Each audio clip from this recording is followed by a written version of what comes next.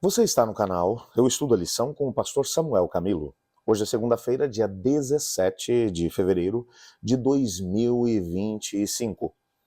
E o tema que estudaremos na nossa lição da Escola Sabatina será Pantocrator. É um tema realmente interessante, uma palavra grega que tem um significado realmente interessantíssimo, que é a palavra todo-poderoso. É isso que significa Pantocrator. Um dos textos onde aparece essa mesma palavra é em Apocalipse capítulo 1, verso 17, que diz, dizendo, graças te damos, Senhor, Deus Todo-Poderoso, aqui é a palavra Pantocrator, que és, que eras, porque assumiste o teu grande poder e começaste a reinar.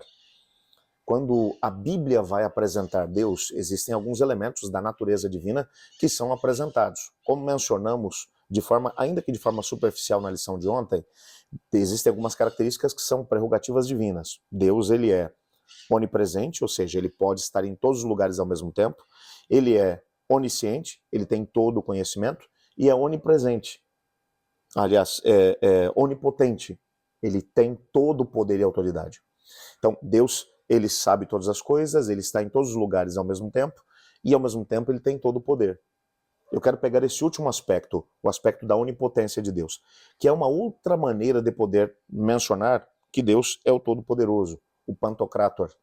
Se Deus é o Todo-Poderoso, isso de alguma forma pode significar que ele faz tudo o que quer. Esse é um dos temas que a gente vai tentar analisar durante a lição de hoje. Continua com a gente, que daqui a pouquinho eu volto.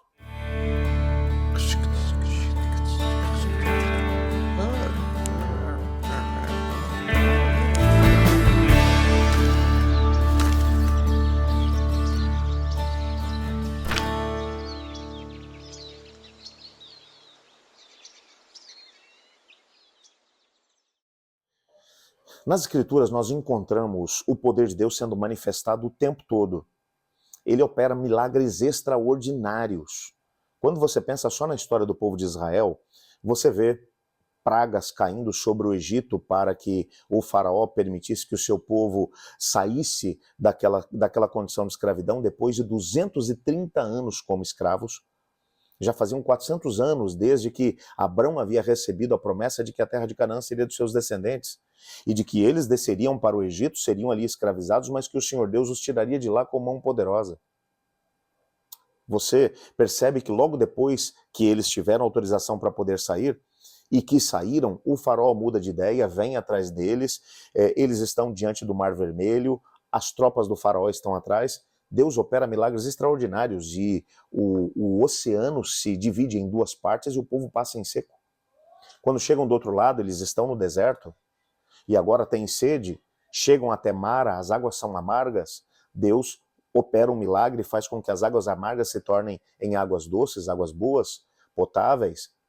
Depois eles têm fome, Deus envia para eles o maná, eles reclamam do maná, Deus oferece para eles, eles pedem carne, Deus envia codornizes.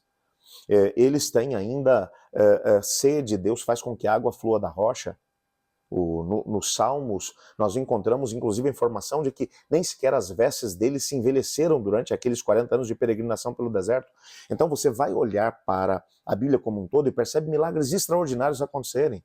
Depois, né, na época da conquista de Canaã, você encontra o Senhor Deus derrubando muralhas, ele fazendo, de acordo com a oração do próprio Josué, fazendo com que o sol parasse, a lua não surgisse, um dia que acabou se tornando maior do que aquilo que deveriam se esperar, porque Deus ouviu a oração do seu povo. Deus é apresentado como Todo-Poderoso. Ele é o Pantocrator, ele é o Todo-Poderoso. Mas agora, até onde esses milagres de Deus vão? Será que ele faz absolutamente tudo o que quer? Será que tudo o que acontece na terra é vontade de Deus? Bom, se isso fosse verdade, pegando a própria história do povo de Israel, por que é que Deus teria que enviar pragas sobre o Egito para fazer com que o faraó permitisse que o povo saísse? Não era mais fácil simplesmente chegar para o faraó e dizer, faraó, agora você vai liberar o povo e eles vão embora? E se as coisas funcionam dessa maneira e o livre-arbítrio está de lado, o faraó dizia, ok, podem ir embora. Mas você sabe que não foi isso que aconteceu? E mesmo depois de Deus ter manifestado o seu poder por 10 vezes, o faraó ainda tenta conquistar de volta o povo. trazendo uma grande ruína sobre a própria nação. Porque depois das 10 pragas, o país todo estava destruído, e ainda agora o seu exército tinha sido humilhado e destruído nas águas do próprio Mar Vermelho, quando eles resolveram seguir o povo por dentro do caminho que Deus havia aberto pelo meio do mar. Você percebe nitidamente que Deus é todo-poderoso, ele mostra o seu poder, mas ao mesmo tempo você encontra a vontade humana acontecendo em contraposição com a vontade de Deus. Ou Deus iria de alguma forma dizer ao faraó: agora você vai endurecer o seu coração para não deixar o povo ir, porque eu quero mostrar meu poder. Que tipo de Deus autoritário seria esse? Mesmo que o texto acabe mencionando isso, porque o texto vai dizer: e Deus endureceu o coração de faraó. Isso é um hebraísmo que aparece várias vezes no contexto bíblico, quando o autor bíblico ele vai mencionar que Deus é o Todo-Poderoso. Sendo assim, na perspectiva dele, quando alguém toma uma decisão diferente da decisão de Deus, como Deus não impediu que o indivíduo fizesse aquilo que ele decidiu fazer, então Deus é responsável por isso. É um jeito de poder trabalhar esse mesmo conceito, mas uma coisa é fato: Faraó tomou a sua decisão. A Bíblia vai mencionar de forma bem clara que o Senhor Deus impôs a si mesmo alguns limites. Ele tem todo o poder e autoridade, mas quando ele decidiu dar à humanidade livre-arbítrio, direito de escolha, ele decidiu que o seu poder e autoridade fariam com que todas as oportunidades para que a humanidade tomasse decisões boas, Deus daria. Que Deus se revelaria de uma tal maneira em que todas as pessoas teriam claro diante de si para onde os caminhos, as opções que a humanidade teria, os levariam. Mas a escolha final seria dada ao ser humano. Você entende o tamanho, a dimensão do poder que Deus colocou na sua mão e na minha? Nós somos senhores absolutos do nosso futuro, do nosso destino. Tudo que o céu poderia fazer para nos salvar foi feito. Mas o Senhor Deus olha para você e para mim e diz: mas agora você vai escolher que caminho você vai tomar, que decisões você vai tomar. E então esses caminhos seguirão numa determinada direção ou noutra, mas você é livre para fazer as suas opções. Isso deve fazer com que a gente pare para poder pensar em tudo aquilo que Deus tem feito por nós. E na maneira como Ele gostaria que, de alguma forma, nós confiássemos nele, para podermos alcançar cada vez mais felicidade e vida eterna.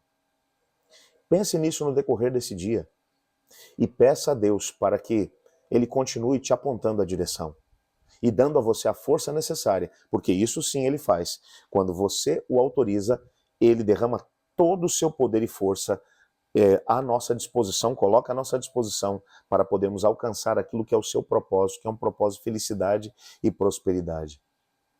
Por isso, nós devemos confiar no Senhor e submeter a nossa vontade à vontade dele. Mas isso será decisão tua e minha. Ore comigo. Obrigado, Senhor, por tua palavra e pela certeza que temos de que o Senhor nos ama. Ajuda-nos a podermos permanecer em ti, em cada momento da nossa vida, pois nós oramos em nome de Jesus. Amém. Eu estudo a lição. E você?